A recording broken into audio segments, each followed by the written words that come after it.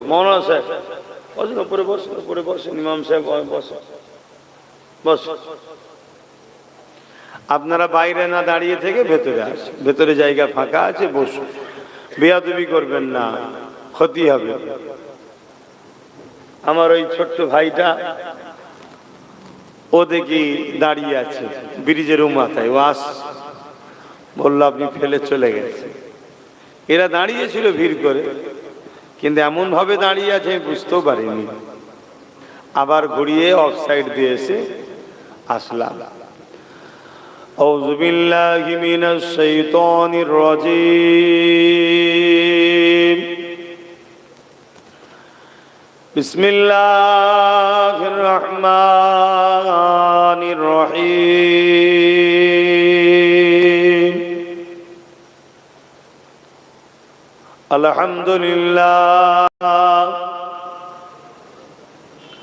আলহামদুলিল্লাহ নাহমাদুহু ওয়া নাস্তাঈনুহু ওয়া নাস্তাগফিরুহু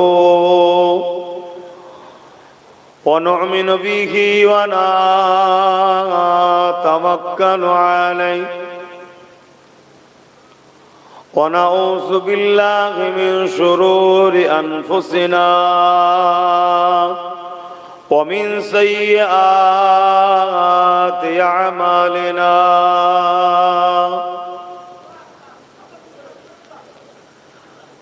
من يهدي الله فلا مضل له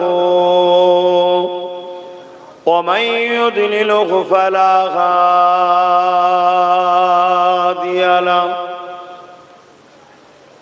ونشهد أن لا إله إلا الله وحده لا شريك له ونشهد أن سيدنا وحبيبنا ومولانا محمدا عبده ورسوله. أما بعد فيا أيها الحاضرون رحمكم الله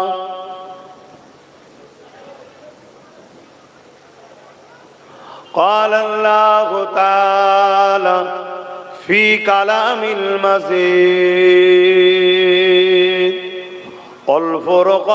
والفرقان الحميد إن الله وملائكته يصلون على النبي يا أيها الذين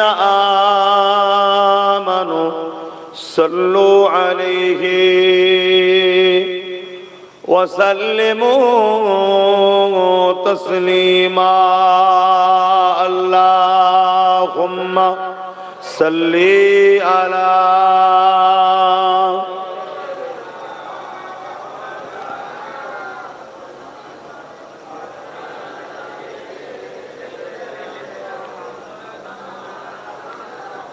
জবান খুলে পড়েন আল্লাহুম্মা সাল্লি আলা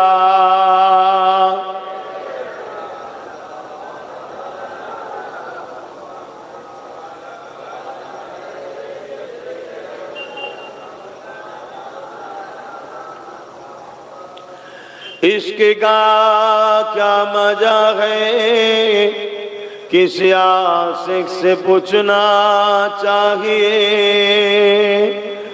इसके महबूबे खुदा दिल जिसमें हासिल नहीं लाखों मोमिन हो मगर ईमान में कामिल नहीं अल्लाहुम्मा सल्ली अला